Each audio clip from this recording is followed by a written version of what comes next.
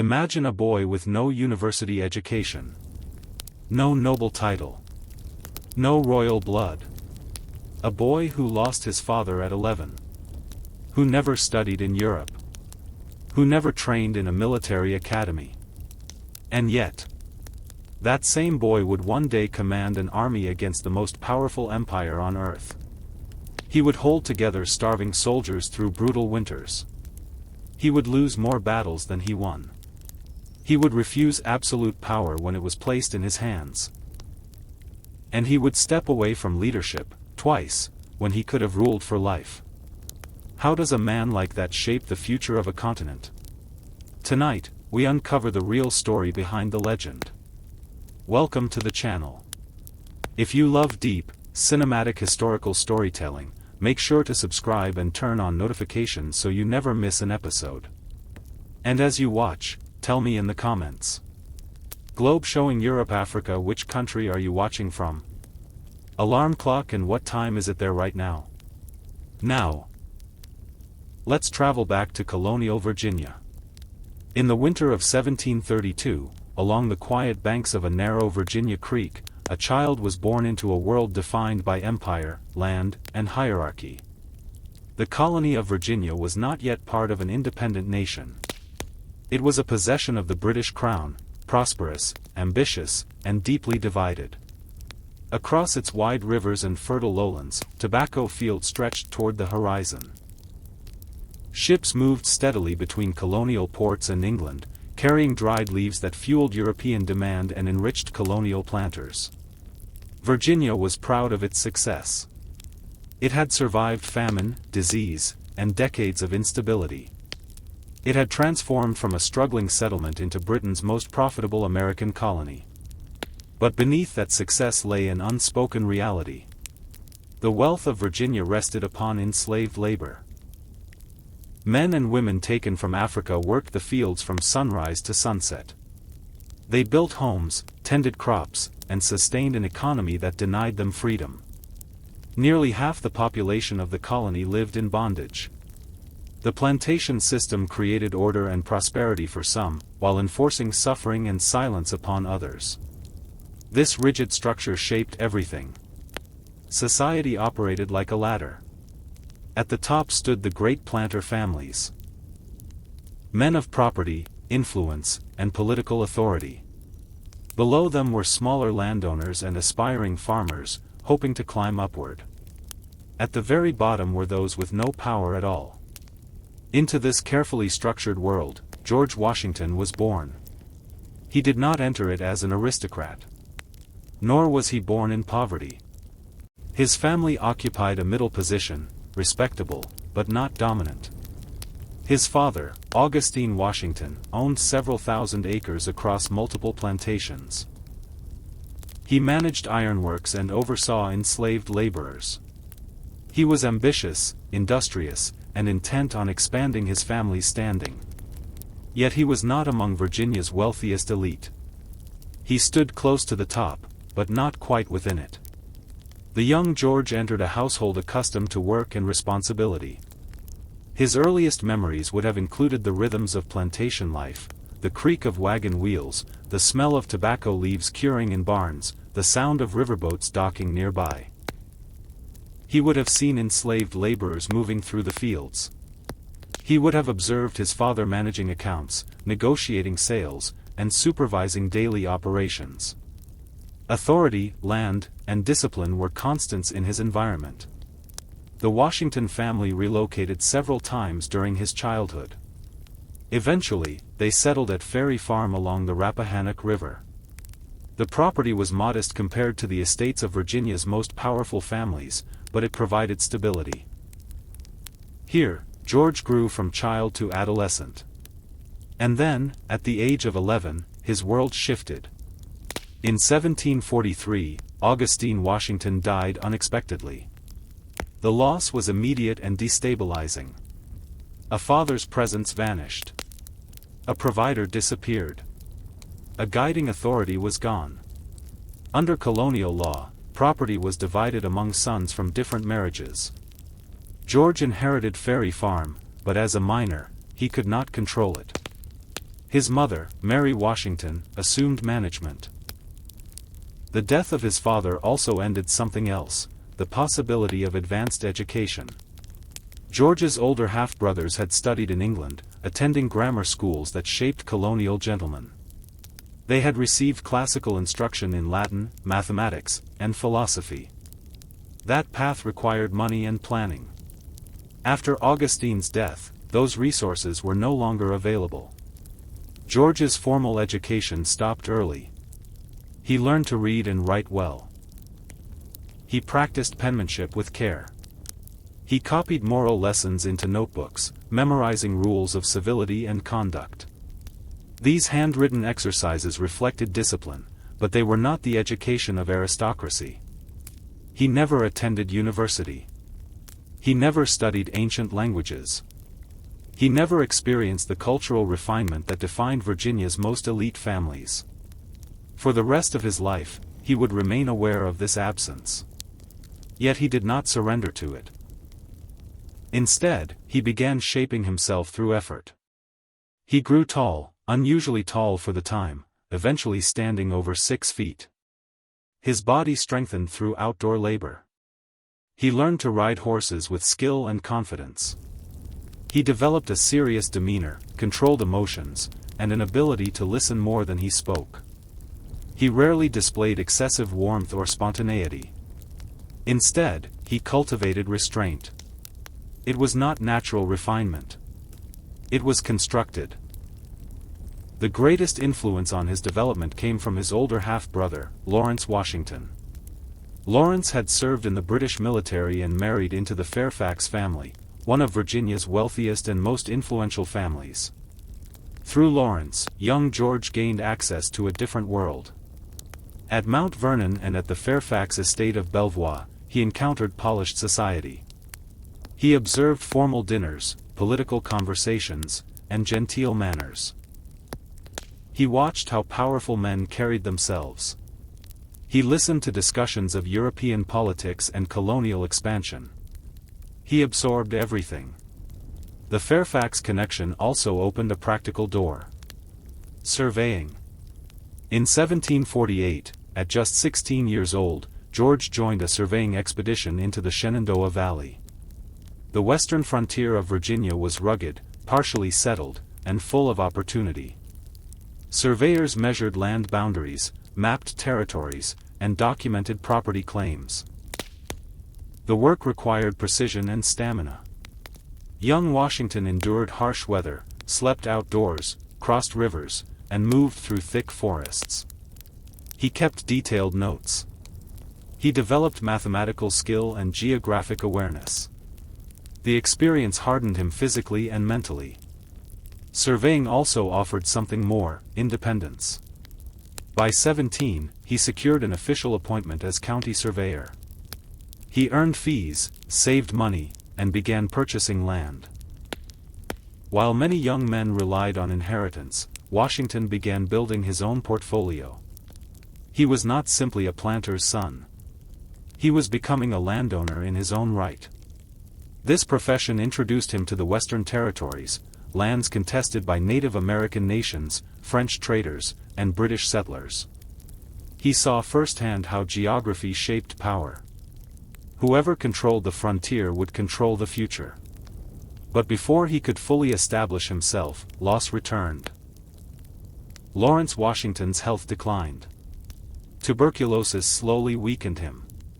In hopes of recovery, Lawrence traveled to Barbados, taking George along.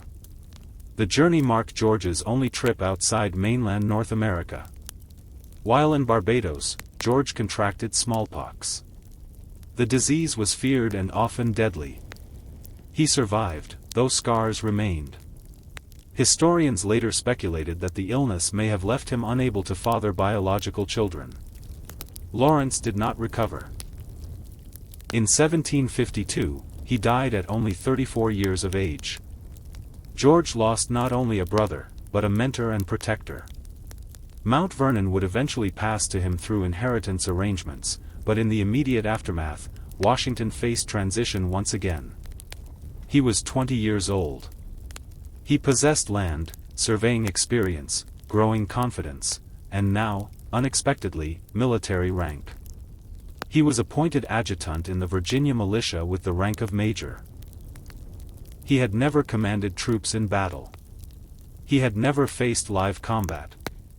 Yet he now held official authority in a colony increasingly anxious about French expansion in the Ohio Valley. The frontier was tense. France and Britain both claimed the vast lands beyond the Appalachian Mountains. Forts were being built. Alliances with native nations were shifting. Imperial rivalry was intensifying. The world Washington had known, one of plantations and property lines, was expanding into something far larger. The wilderness beyond the mountains was not empty. It was contested. And soon, George Washington would be sent into that contested space on a mission that would test his judgment, his courage, and his ambition. He was young. He was determined. He was eager to prove himself worthy of the status he sought. He could not know that the decisions he would make in that wilderness would help ignite a war between empires. A war that would stretch across continents and redefine his destiny. 21-year-old militia officer enters the Ohio frontier on a diplomatic mission, and fires the first shot of a conflict that will reshape the world. In 1753, the Ohio Valley was no longer distant wilderness. It had become the fault line between two empires. France had moved steadily south from Canada, constructing forts along key rivers, linking the Great Lakes to the Mississippi. Britain, through its colonies, claimed the same territory based on older charters that stretched theoretically to the Pacific Ocean. On maps, the borders were vague. On the ground, they were explosive. Virginia's leaders feared that if the French secured the Ohio Valley, British expansion westward would be permanently blocked. Land speculation companies, including those connected to Virginia's elite families, had already invested heavily in those territories. The stakes were financial, political, and strategic. Governor Robert Dinwiddie of Virginia decided to act. He would send a formal message to the French, demanding that they withdraw from British-claimed lands. The messenger needed to be young enough to survive the journey, resilient enough to endure the frontier, and respectable enough to represent British authority. He chose Major George Washington. Washington was 21 years old. He had never commanded troops in battle. He had never led a diplomatic mission. But he was ambitious, disciplined, and eager for distinction. In late October 1753, he departed Williamsburg with a small party that included an experienced frontiersman, Christopher Gist, a translator, and several attendants.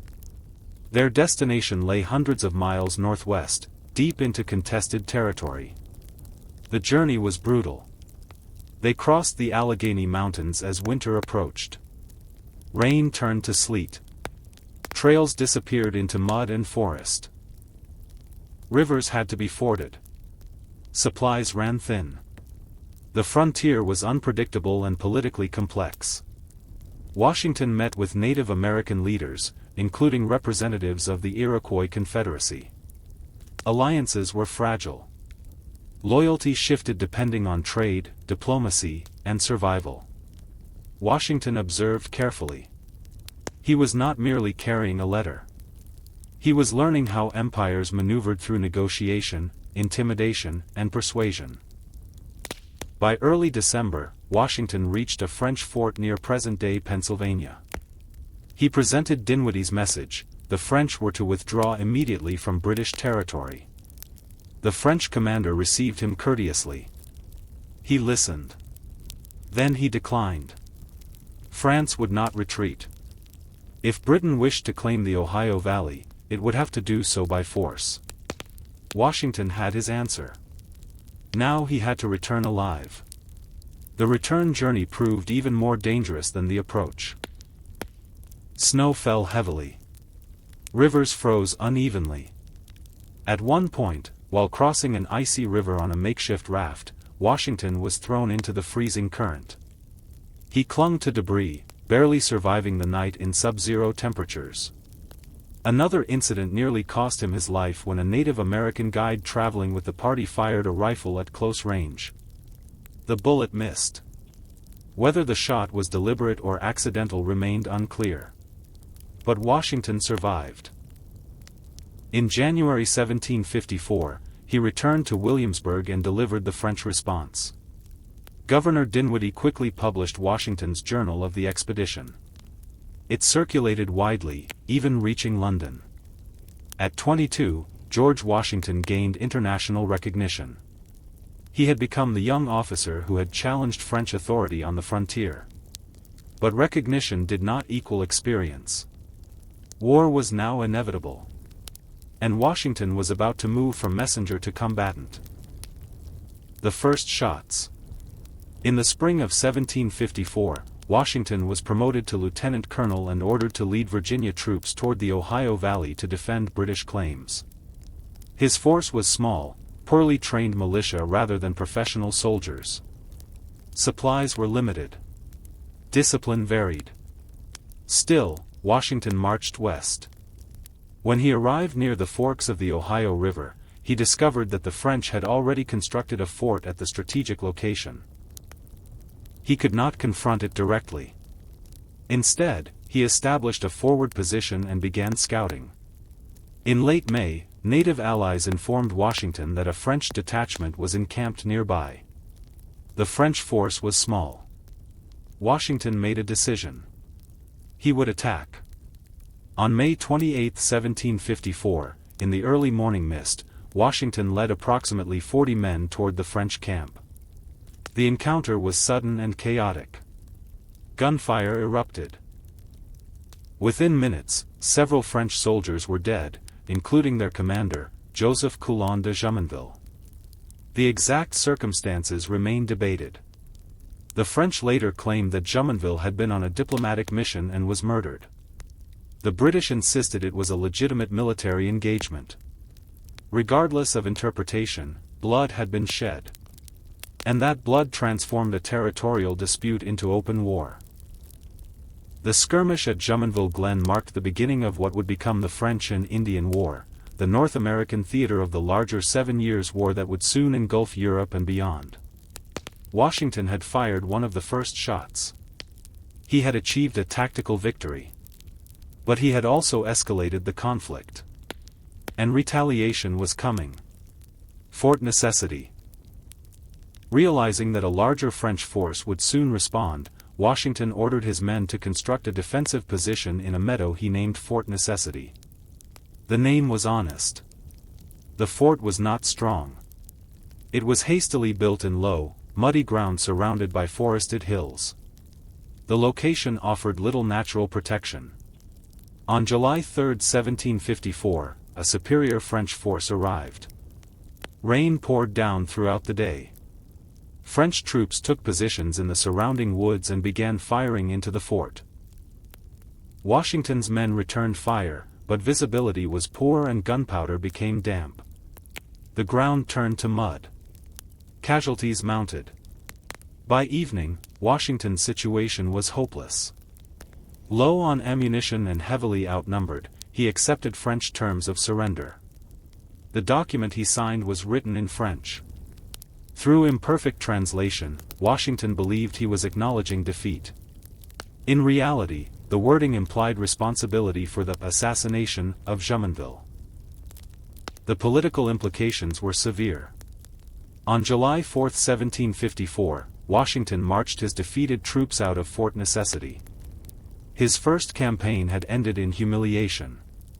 He returned to Virginia facing criticism and doubt. His reputation suffered.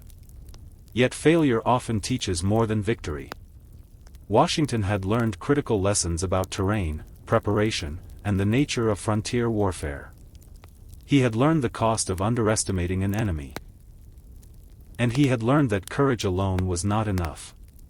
The war, however, was expanding far beyond his personal setback. Britain would soon send professional troops to reclaim control. And Washington would receive another opportunity, one that would nearly cost him his life. Braddock's campaign. In 1755, British Major General Edward Braddock arrived in North America with seasoned regular troops. His mission: capture the French stronghold at Fort Duquesne. Washington joined Braddock's expedition as a volunteer aide-de-camp. He hoped to redeem his reputation.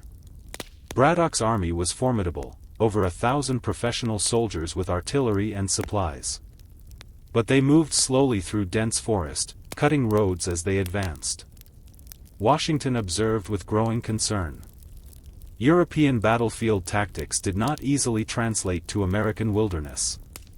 On July 9, 1755, near the Monongahela River, French and native forces launched a sudden ambush. Gunfire erupted from the trees. British soldiers, trained for open-field combat, struggled to respond. Officers on horseback became easy targets. Confusion spread rapidly. Braddock was mortally wounded. The army descended into chaos. Washington, though still recovering from illness, rode through heavy fire attempting to rally troops and organize retreat. 2 horses were shot beneath him. Bullets tore through his clothing. Yet he was not wounded. Nearly 2/3 of the British force were killed or injured. The defeat was devastating. But Washington's conduct during the retreat drew admiration. He had remained calm under fire. He had displayed courage and leadership in catastrophe. Though the campaign failed, his personal reputation recovered. By 23, George Washington had experienced both defeat and battlefield chaos. He had seen imperial power crumble under frontier conditions. He had learned how fragile armies could be. And he had begun to understand something essential. Victory in America would not follow European rules. The Ohio Valley mission had begun as a diplomatic assignment. It ended in global war. Washington had tasted humiliation at Fort Necessity and survival at the Monongahela. He had seen empires clash. He had seen men panic. He had seen how quickly ambition could become disaster. But he had also discovered something about himself. Under pressure, he did not flee. He endured. And that endurance would define him. Yet the young officer still had much to learn. He would retire briefly to civilian life, marry into wealth, and build Mount Vernon into a thriving estate. For 16 years, he would live as a planter. Until another empire, the same one he once served, forced him back into war. George Washington becomes a Virginia gentleman and plantation master. But rising tensions with Britain will soon call him to command not a militia, but a revolution. By 1758, after years of frontier conflict, George Washington was tired of war. He had spent his early 20s marching through wilderness, commanding ill-supplied militia, and witnessing the brutal realities of imperial rivalry.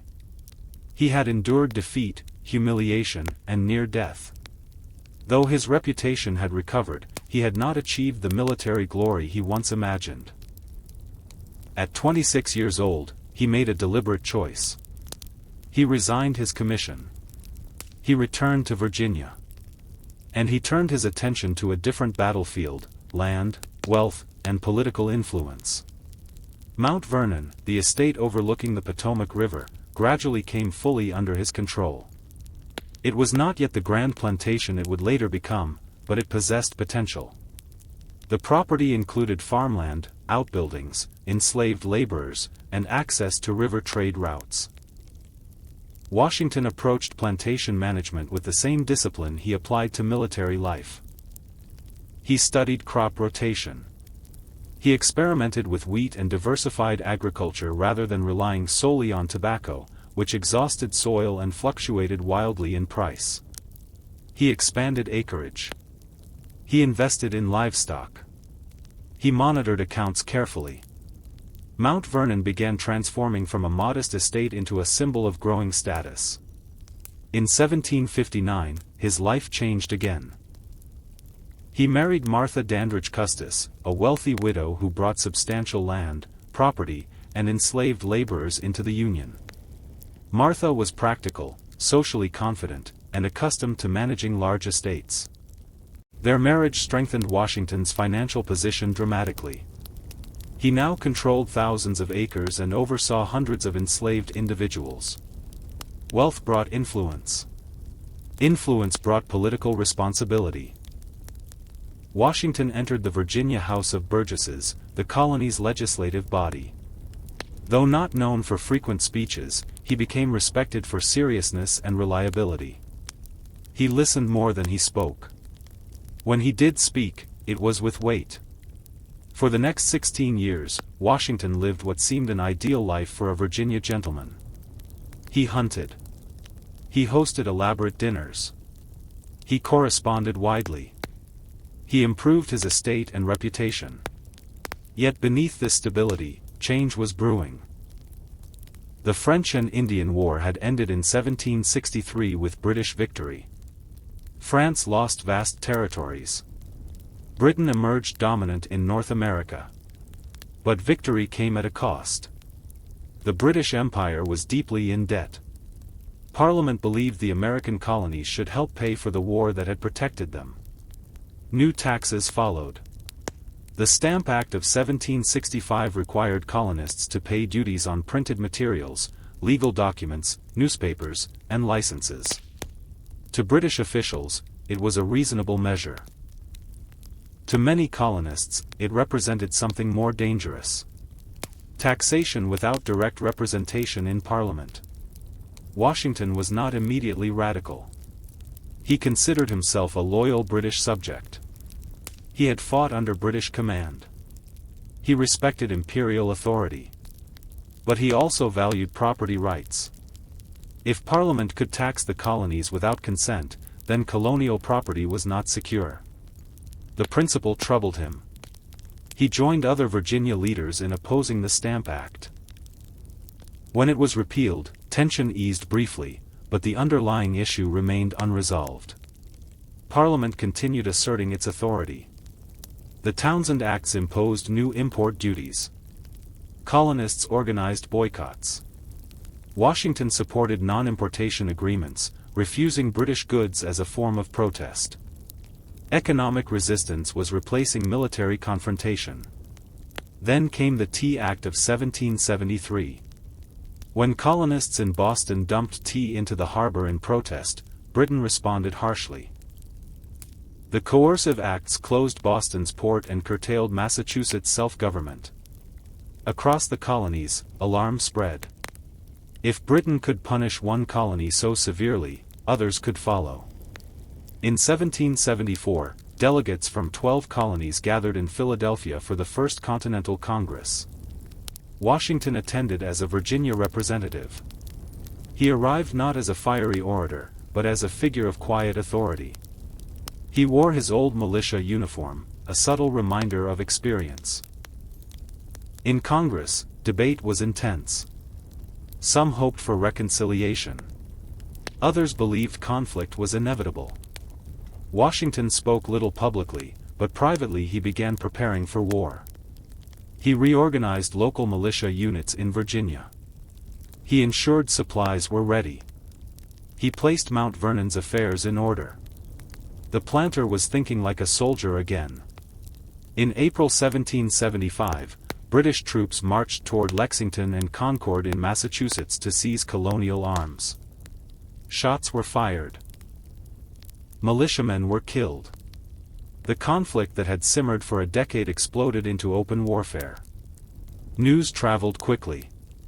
When the Second Continental Congress convened in May 1775, the colonies faced a stark reality.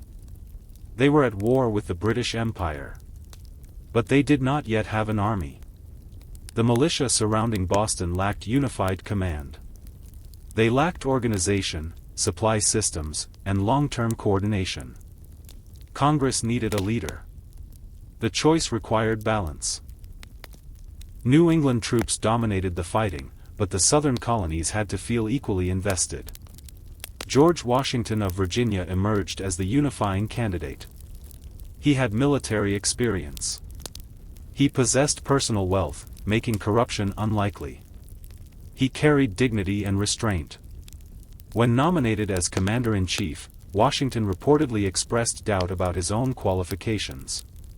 He accepted without enthusiasm for glory. He accepted because he believed duty required it. In June 1775, he rode north to take command of a force that was not yet truly an army. What he found outside Boston was not disciplined troops, but thousands of armed men encamped in disorganized clusters. Supplies were scarce. Training was inconsistent. Terms of enlistment were short. They were brave, but not unified. Washington immediately imposed order. He established structure. He enforced discipline. He drilled the troops relentlessly. He discovered that ammunition supplies were dangerously low. In reality, the army had only enough gunpowder for a few rounds per soldier. He concealed the weakness. He projected confidence.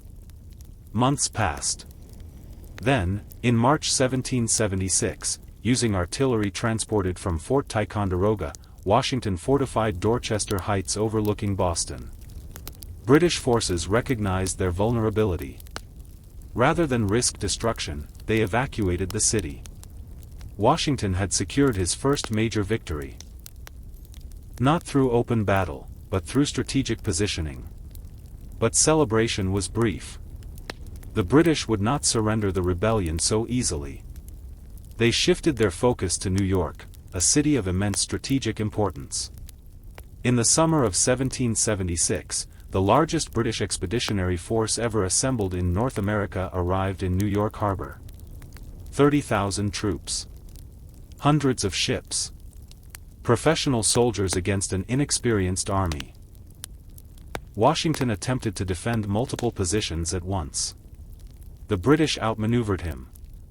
In August, the Battle of Long Island ended in American defeat. Only a daring nighttime evacuation saved Washington's army from capture. Over the following months, defeat followed defeat. Manhattan fell. Fort Washington was captured. Supplies were lost. Morale collapsed. By December 1776, Washington's army was retreating across New Jersey. Enlistments expired. Men deserted. The Continental Congress fled Philadelphia. The Revolution appeared close to extinction. Washington crossed the Delaware River into Pennsylvania with fewer than 3,000 effective soldiers. Winter set in. Hope faded. Yet Washington refused to surrender. He understood something critical. If the army dissolved, the revolution would end. He needed a victory. Not a large one. Just enough to revive belief. On Christmas night, 1776, he launched a daring attack across the icy Delaware River. The victory at Trenton shocked both British and American observers. Days later, another victory at Princeton followed. The army's morale surged. The Revolution survived its darkest winter. Washington had learned from early failures. He no longer sought dramatic, conventional battles against superior forces. Instead, he adopted flexibility, surprise, and strategic withdrawal. He would preserve the army at all costs. As long as the army survived, the cause survived. But the war was far from over. The British would regroup. They would capture Philadelphia. They would attempt to break American resistance through occupation and pressure. And Washington would soon face one of the most severe tests of endurance in military history, a winter that would define his leadership more than any battlefield. The Continental Army faces starvation, freezing temperatures, and near collapse at Valley Forge, and Washington must decide whether endurance alone can defeat an empire. By the end of 1777, the war had changed. The early energy of rebellion was gone. The victories at Trenton and Princeton were now memories. British forces had captured Philadelphia, the political heart of the Revolution. The Continental Congress had fled once again. Many believed the rebellion was dying. Washington's army had fought at Brandywine. It had fought at Germantown. Both attempts to defend the cause had ended in defeat. Supplies were failing. Confidence was fading. As winter approached, Washington made a choice that would define his leadership. He led his army into winter quarters at a place called Valley Forge. It was not a fortress. It was not a prepared base. It was simply high ground with natural defensive advantages, about 20 miles from British-occupied Philadelphia. In December 1777, nearly 12,000 men marched into that frozen landscape. What they faced was not battle. It was survival. The soldiers built their own shelters, small log huts arranged in rows. The construction was rough but necessary. Snow covered the ground. Cold winds swept through the camp. Many soldiers had no proper shoes. Their clothing was thin and torn. Some wrapped rags around their feet. Others walked barefoot on frozen earth. Food was inconsistent. At times, there was no meat for days. Flour ran short. Supplies were delayed by poor organization and inadequate funding. Congress lacked money. The young government lacked structure. Hunger became constant. Disease spread easily in crowded conditions. Smallpox, influenza, and dysentery weakened already malnourished bodies. Men coughed through the night. Fever burned through the barracks. Medical knowledge was limited. By the time spring arrived, nearly 2,000 soldiers would be dead. Not from enemy bullets. From cold, starvation, and illness. The suffering at Valley Forge was real. But collapse did not come. Washington remained in camp with his men. He did not retreat to comfort. He shared the winter. He visited huts. He listened to complaints. He wrote urgent letters to Congress demanding supplies and reform.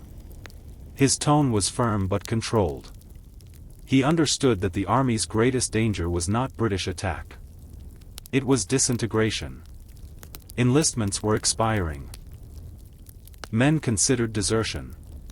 Officers grew frustrated. Rumors circulated in Congress questioning Washington's leadership. Some political figures believed another general might lead more effectively. Washington knew of these whispers. He did not publicly defend himself. He did not engage in political retaliation. He continued working. And then something began to change. In February 1778, a Prussian officer named Baron von Steuben arrived in camp. The Continental Army, though brave, lacked consistent training. Each colony had its own methods. Drill procedures varied. Commands were uneven. On battlefields, confusion often followed. Von Steuben began with a small group of men. He drilled them daily. He taught standardized formations, coordinated firing techniques, and proper use of the bayonet, a weapon many American soldiers had barely practiced with. He insisted on discipline, but he adapted his instruction to American conditions. He simplified European methods into clear, repeatable movements. Washington supported him completely. Gradually, the training spread from one company to entire regiments. The transformation was visible. Soldiers moved in coordinated lines. Officers issued clearer commands. Confidence grew, not from speeches, but from practice. The army that had entered Valley Forge as a collection of regional militias began to resemble a professional force. The suffering did not disappear. The cold did not lessen. But something new emerged. Cohesion. Meanwhile, events beyond the camp shifted the war's balance. In October 1777, American forces had defeated a British army at Saratoga. The victory convinced France that the rebellion had real potential. In early 1778, France formally allied with the United States. The revolution was no longer isolated. It became part of a global conflict. For Washington, the alliance meant time and possibility.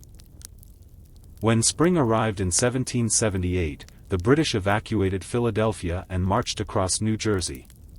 Washington followed. The two armies met at Monmouth in June. The heat was unbearable. Men collapsed from exhaustion. The battle began in confusion, with parts of the American line retreating unexpectedly. Washington rode forward. He confronted the disorder personally. Eyewitnesses described him directing troops under fire, restoring alignment, refusing to allow panic to spread. The army held. For the first time in open battle, Washington's forces stood against British regulars without collapsing. The fighting ended without decisive victory for either side. But it proved something essential. The army had survived Valley Forge. And it had improved. From that point forward, the war stretched into years of endurance. There were no sweeping victories. There were no immediate conclusions. Washington avoided unnecessary risks. He understood that the revolution would succeed not by destroying Britain in a single battle, but by outlasting it. If the army survived, the cause survived. If the cause survived, alliances would strengthen. Time became his ally. The war would continue. But Valley Forge had already shaped the outcome. It had tested loyalty. It had tested leadership. And it had revealed that Washington's greatest strength was not brilliance in dramatic attack. It was persistence. The long war moves south, and Washington prepares for the final campaign that will bring the British Empire to surrender at Yorktown. After the winter at Valley Forge and the hard-fought stand at Monmouth, the war settled into a long and grinding struggle. For years, neither side delivered a decisive blow. The British held New York City. Their navy controlled much of the coastline.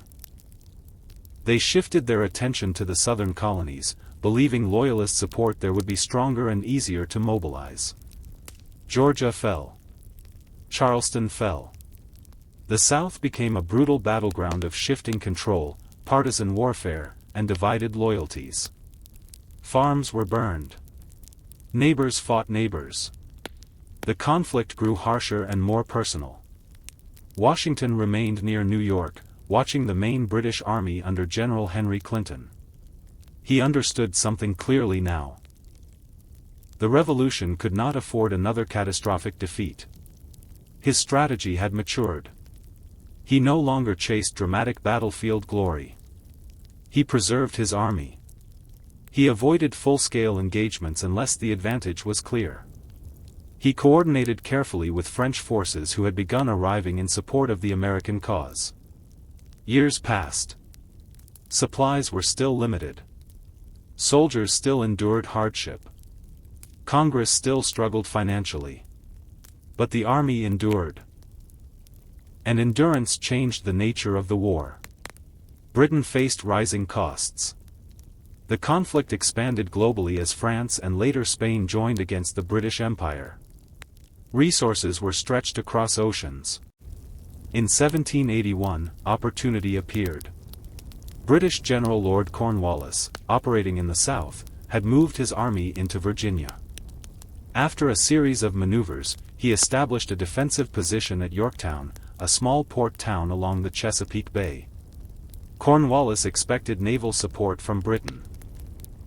He expected flexibility. He did not expect isolation. Washington saw the possibility immediately. For years, New York had been the primary focus. Now, for the first time, a major British army was vulnerable. But the operation required precision. Washington needed French naval superiority to prevent British evacuation by sea. Without it, Cornwallis could escape. In August 1781, word arrived that a French fleet under Admiral de Grasse was sailing toward the Chesapeake. The moment had come. Washington made a bold decision. Instead of attacking New York, as British commanders expected, he secretly marched his army south toward Virginia. French forces under General Rochambeau joined him. The movement required careful deception to prevent British intelligence from detecting the shift. Soldiers marched hundreds of miles in late summer heat. The coordination between American and French forces was complex but effective. When they reached Virginia, French naval forces had already engaged the British fleet in the Battle of the Chesapeake, and won. The sea was closed. Cornwallis was trapped. By late September 1781, approximately 17,000 American and French troops surrounded Yorktown. Siege lines were constructed. Artillery batteries were positioned carefully within range of British defenses. The bombardment began. Day after day, Allied cannons pounded British fortifications. Earthworks crumbled. Supplies dwindled. Escape routes were cut off. Cornwallis attempted a breakout across the York River. Storms disrupted the effort. There was nowhere left to go. On October 19, 1781, British forces marched out of Yorktown and laid down their arms. The scene was formal, disciplined, and historic. Drums beat slowly. British soldiers stacked their weapons. The empire that had once seemed unstoppable surrendered to a former colonial army. Washington did not gloat. He did not celebrate publicly. He maintained composure. He understood that this moment, though triumphant, required restraint. Though minor fighting continued elsewhere, Yorktown effectively ended major combat operations in the American Revolution.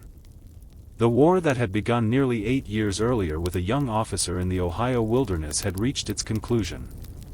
Washington had led through defeat, starvation, political intrigue, and near collapse.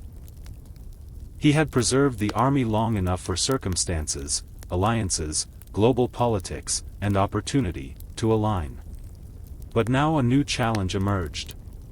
Armies that win wars do not always surrender power easily. Officers had gone unpaid for years. Soldiers were frustrated. Some feared that Congress would neglect promises of compensation. There were murmurs, quiet but dangerous, suggesting that Washington might use the army to pressure Congress. Some even hinted at stronger measures. History offered many examples of victorious generals who refused to relinquish authority. The path before Washington was delicate. The revolution had been fought in the name of liberty. Now liberty depended on restraint. George Washington faces the most important decision of his life, not whether to fight, but whether to give up power when the nation is finally his to command. The war had ended. But victory did not bring peace of mind. In the spring of 1782, and into 1783, the Continental Army remained encamped along the Hudson River near Newburgh, New York. The fighting had largely stopped after Yorktown. The British still held New York City, but negotiations were underway in Europe. Independence was no longer a dream, it was an expectation. Yet the soldiers who had secured that victory faced uncertainty. For years, they had endured hunger, cold, unpaid wages, and broken promises. Officers had received little compensation. Many had left behind farms, businesses, and families. Congress had pledged pensions and back pay, but the young government lacked the money to fulfill those promises. Paper currency had lost value. Inflation had devoured savings. Confidence in Congress was fragile. Within the army, frustration began to build. The men who had carried muskets were weary, but disciplined. The officers, however, had greater reason to feel betrayed. They had sacrificed status and stability. They had risked execution for treason against the British crown. And now, with victory secured, they faced the possibility of returning home with nothing. It was a dangerous moment. History had shown what could happen when armies felt abandoned by their governments. Rome had watched its generals march on the Senate. European monarchies had fallen to ambitious commanders. The American army was loyal to one man above all others: George Washington.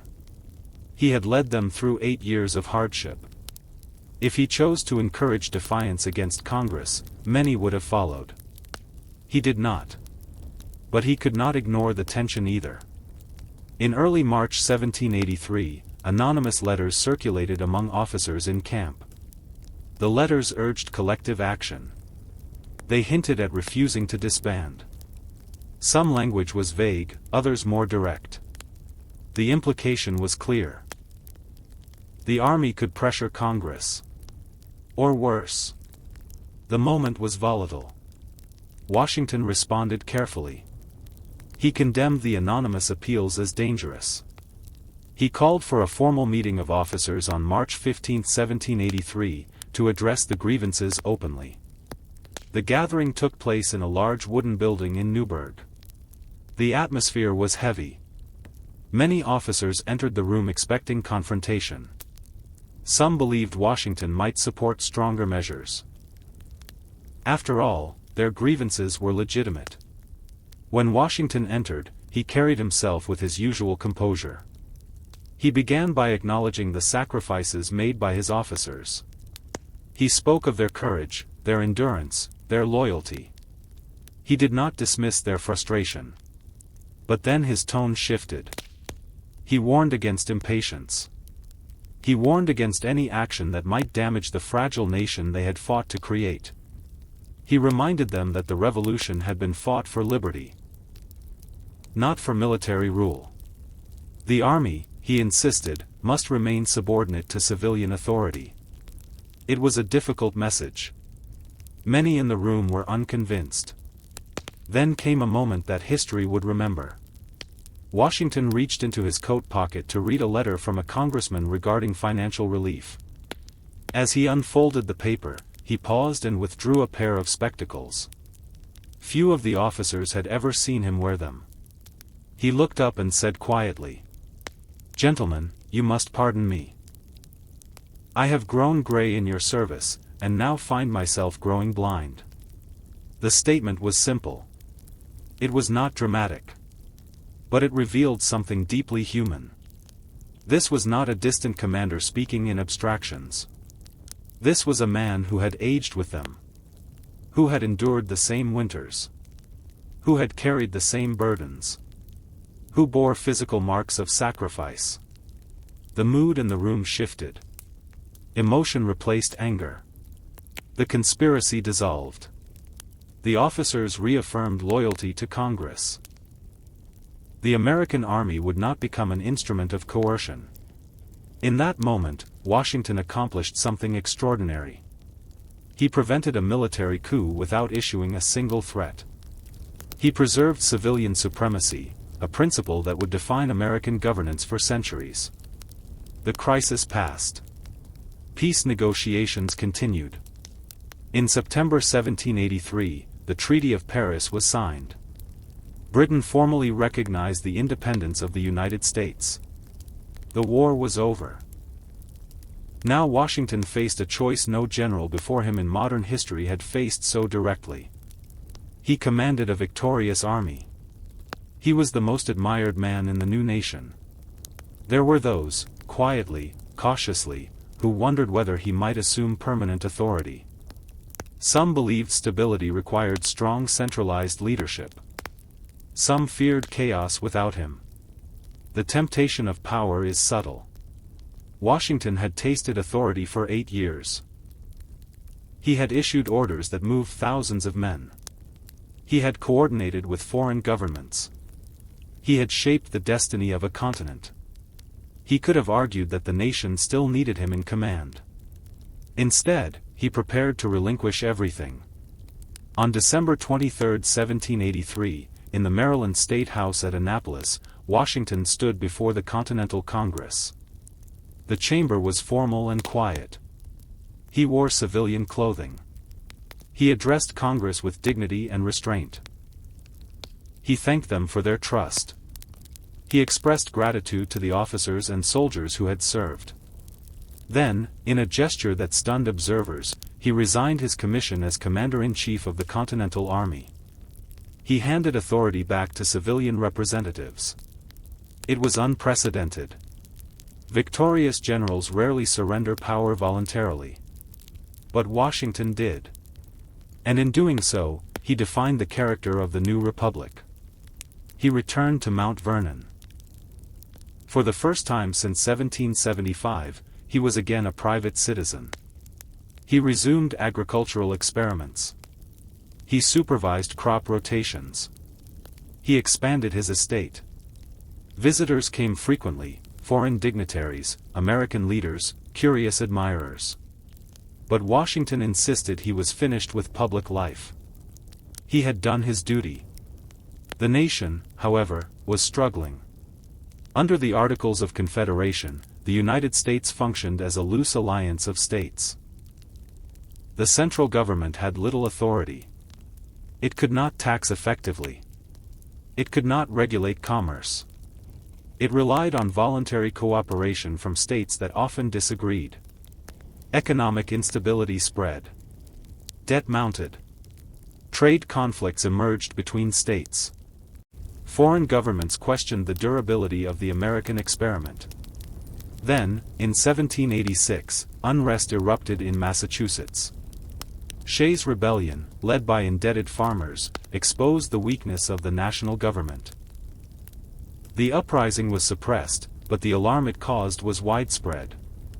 Leaders across the country recognized that the existing system was insufficient. A convention was called in Philadelphia in 1787 to revise the Articles of Confederation. Washington was urged repeatedly to attend. At first, he hesitated. He valued retirement. He feared political division. But he also understood that his presence could lend legitimacy to reform. Reluctantly, he agreed. The Constitutional Convention convened in May 1787. Delegates debated fiercely behind closed doors. They abandoned the Articles and drafted an entirely new constitution. Washington presided over the convention but spoke rarely. His authority lay in his presence, not his rhetoric. When the Constitution was completed, it established a stronger federal government with a single executive, a president. The new system required trust. The country required stability. There was only one figure capable of uniting former soldiers, rival states, and skeptical citizens. George Washington. In 1789, he was unanimously elected the first President of the United States. He had surrendered power once. Now he was being asked to assume it again, not through force, but through consent. His greatest test was not leading an army. It was leading a nation without becoming a king. Washington must define what a president is. And prove that a republic can survive without monarchy, ambition, or permanent power. When George Washington took the oath of office in 1789, the United States was not yet a stable nation. It was an experiment. The Constitution had been written, but it had not been tested. The federal government existed on paper, but not in practice. There were no traditions, no precedents, no examples of how a republic should function under a powerful executive. Everything depended on how the first president behaved. Washington understood this more clearly than anyone. He knew that many Americans feared concentrated authority. They had fought a revolution to escape it. If the presidency appeared too powerful, too royal, too permanent, the fragile trust of the people could collapse. Yet he also understood that weakness would invite disorder. Foreign governments were watching. So were the states. The presidency had to project strength without resembling monarchy. From the beginning, Washington was cautious. He rejected grand titles. Some proposed calling him His Highness or Protector of the Liberties. He dismissed such suggestions quietly. The simple title, Mr. President, would be enough. He avoided lavish displays of ceremony, but he maintained dignity in public appearances. He dressed formally. He received visitors with measured courtesy. He limited access so the office would not appear casual or uncontrolled. He was building something entirely new, an executive restrained by law, not crowned by inheritance. Privately, he carried immense weight. He knew that any mistake could damage the young republic. The nation faced heavy war debts. Confidence in American credit was weak. The states were divided economically and politically. Some feared centralized power, others feared chaos without it. Washington relied on advisors, but he made decisions carefully. He listened more than he spoke. Debate in his cabinet was often intense. Strong personalities clashed. Visions for the country differed sharply. Yet Washington's presence held the structure together. He believed unity mattered more than ideology. Then came a test. In western Pennsylvania, opposition to a federal tax on distilled spirits escalated into violence. Federal authority was challenged openly. Tax collectors were threatened. Government buildings were attacked. The new republic faced its first internal rebellion. Washington could not ignore it. If the law could not be enforced, the Constitution would be meaningless. He responded decisively. Militia forces were mobilized. Washington rode out to review the troops, not as a conquering figure, but as a reminder that lawful authority would be upheld. The rebellion dissolved before serious bloodshed occurred. The government had asserted itself, not with tyranny, but with resolve. The message was clear. The republic would not be weak. At the same time, turmoil in Europe complicated matters. Revolution had broken out in France. Many Americans felt sympathy for the French cause. But war spread across Europe. Britain and France were once again enemies. The United States was young, economically fragile, and militarily small. Washington chose neutrality. It was not a popular choice with everyone. Some accused him of abandoning old allies. Others accused him of favoring one side. But Washington believed survival required caution. The United States could not afford foreign entanglement. Peace was more valuable than pride. Throughout his presidency, criticism increased. Political divisions hardened. Newspapers attacked his policies and questioned his decisions. The unity he hoped to preserve seemed to fracture. Washington felt the strain deeply. By the end of his first term, he longed to retire. But advisors urged him to remain. The country still depended on his steady presence. He agreed to a second term. During those years, his hair turned completely white. His face grew more lined. The burdens of leadership aged him visibly. He saw political parties forming, something he had hoped to avoid. He saw public debate growing sharper, sometimes hostile. He worried that factionalism would erode the republic from within. By 1796, he had reached his limit.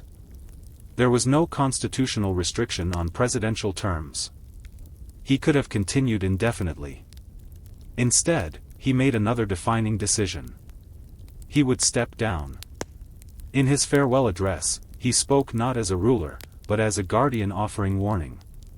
He urged Americans to value unity over sectional rivalry. He warned against excessive political faction. He cautioned against permanent foreign alliances. He emphasized that the Constitution depended on virtue and restraint. Then he returned to Mount Vernon. Once again, he walked away from power voluntarily. The transition to his successor occurred peacefully. No army intervened. No violence erupted. The presidency transferred by law and election. It was quiet. But it was revolutionary. Washington had proven something essential. A republic could survive the surrender of authority. Power did not need to cling to one man. The experiment had endured. He spent his final years at Mount Vernon, overseeing daily operations, corresponding with friends, and watching the nation grow from a distance. In December 1799, after developing a severe throat infection, George Washington died at the age of 67. The nation mourned collectively. Church bells rang. Cities held memorials. Even political opponents recognized the magnitude of the loss. He had not been perfect. He had not solved every contradiction of his time. But he had done something rare in history. He had taken power when needed. And he had given it back when the nation required example over authority. In the final reflection, we consider the legacy of a man who could have been king, but chose instead to become the foundation of a republic. In the winter of 1799, Mount Vernon was quiet. George Washington had returned fully to private life. He rose early, rode across his fields, supervised agricultural experiments, and reviewed correspondence at his writing desk. Though no longer president, he remained a national figure.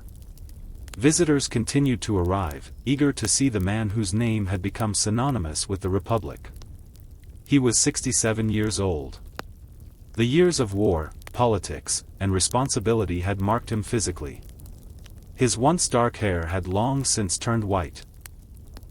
His posture remained upright, but age was evident in his movements. On December 12, 1799, Washington spent hours outdoors in cold, wet weather inspecting his farms. Snow and sleet fell steadily. He returned home soaked, but insisted on dining as scheduled rather than changing immediately. The following morning, he awoke with a sore throat. By nightfall, it had worsened severely. Doctors were summoned. Treatments common to the time, including bloodletting, were administered repeatedly.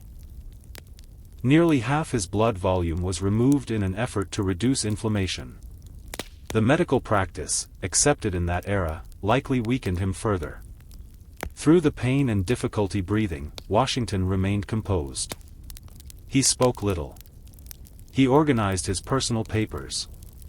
He gave instructions calmly. Late on December 14, 1799, surrounded by family, he passed away. His final reported words were simple. "'Tis well." The news spread quickly. Across the young nation, mourning followed. Church bells rang in cities and villages. Black crepe draped government buildings. Military units held memorial processions. Political rivals paused their disagreements in recognition of the loss. Abroad, even former enemies expressed respect. King George III, the monarch Washington had defied, acknowledged his greatness years earlier for surrendering power voluntarily. Now, European leaders recognized that a rare figure had passed from history. But what, precisely, had Washington left behind? He had not written the Declaration of Independence. He had not authored the Constitution. He had not been the most brilliant political philosopher of his generation. His legacy rested elsewhere. He had provided continuity when the revolution faltered. He had preserved the army when defeat seemed inevitable. He had refused personal ambition when victory placed authority within reach. He had demonstrated that leadership in a republic required restraint. His life contained contradictions. He was a champion of liberty who enslaved hundreds of people throughout his lifetime. Though he later expressed discomfort with slavery and arranged for the emancipation of those he personally owned upon his wife's death, he remained a man shaped by the system into which he was born. He was ambitious, yet cautious. Reserved, yet commanding. Not naturally charismatic in speech, yet powerful in presence. He did not seek glory through dramatic declarations. He sought stability.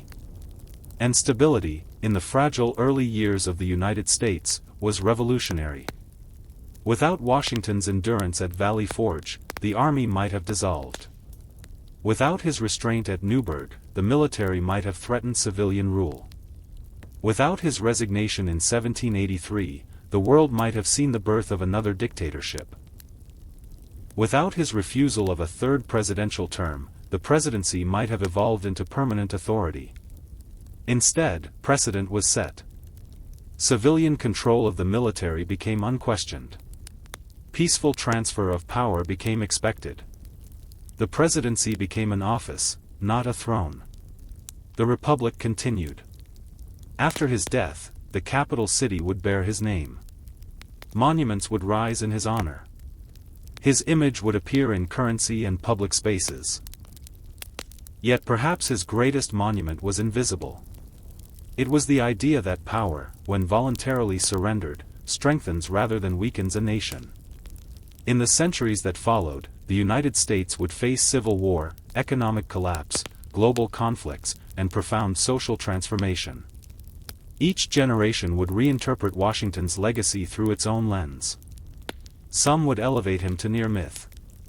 Others would scrutinize his flaws. Both approaches reveal something important.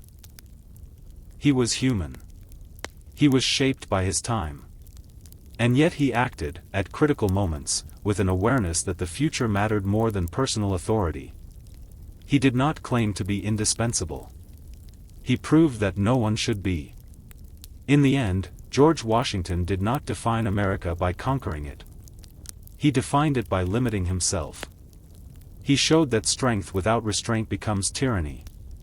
And restraint without strength invites chaos. Between those two extremes, he walked a narrow path. And left a nation standing. History remembers generals for their victories. It remembers kings for their power. But it remembers Washington for something rarer, the choice to step away, and in doing so, teach a new nation how to govern itself. Long after George Washington was buried at Mount Vernon, his presence did not fade. It expanded. His name became a city. Then a state. Then a symbol. Children learned it before they understood the revolution. His face appeared in textbooks, on currency, in statues carved from marble. Generations grew up hearing stories, some accurate, some exaggerated, about a man who seemed almost too steady, too disciplined, too composed to be real. But Washington was real. And what made him extraordinary was not perfection. It was restraint. He lived in a time when power was usually seized, protected, and passed through bloodlines. The 18th century did not reward humility in leaders. It rewarded dominance. Yet twice in his life, Washington faced the same temptation. First, as commander of a victorious army. Second, as president of a growing republic. Both times, he could have extended his authority. Both times, he chose not to. That choice changed the course of political history. Because revolutions often destroy old systems, but they rarely build stable new ones. France would descend into terror and dictatorship. Other revolutions across the world would collapse into cycles of power struggles. The American experiment survived its fragile beginning largely because its most powerful man refused to act like a king. Washington understood something fundamental. A republic cannot depend on one man. If it does, it is already lost. His leadership style was not loud.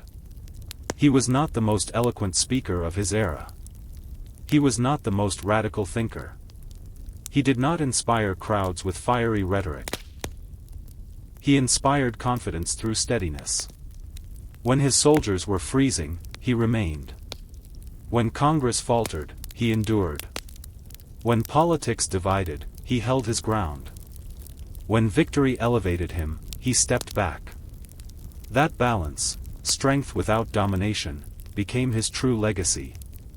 Yet his story is not without contradiction. He was born into a slaveholding society and participated in it throughout most of his life.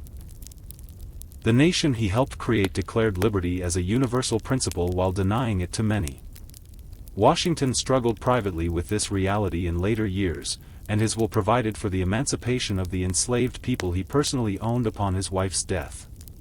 But the contradiction remains part of his story, part of the nation's story. He was a founder of freedom who lived within limits of his time. History does not ask us to ignore complexity. It asks us to confront it. And in confronting it, we see him more clearly, not as myth, but as a man navigating imperfect circumstances with unusual discipline. When he died in 1799, the United States was still fragile.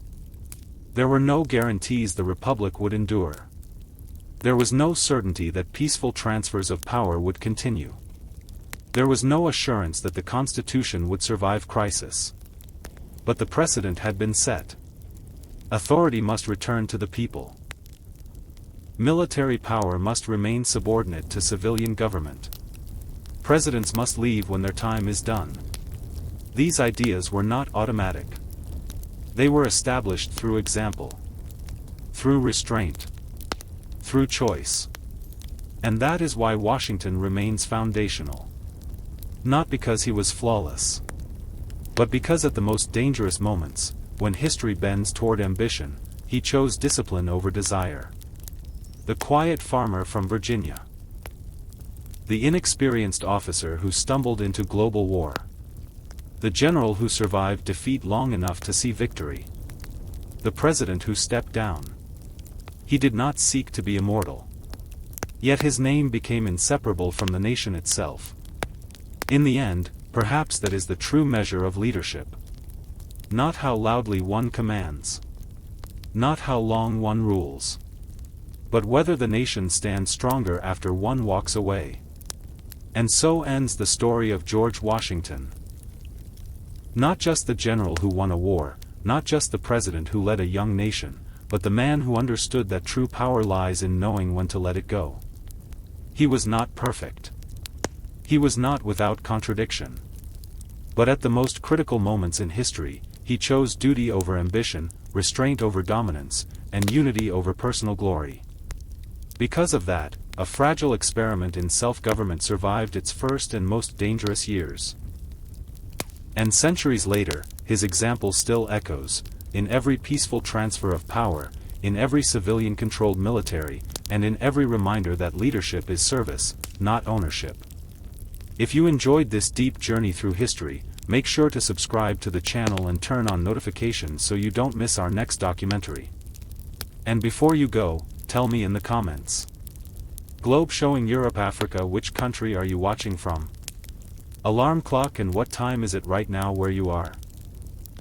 Thank you for watching. And I'll see you in the next story.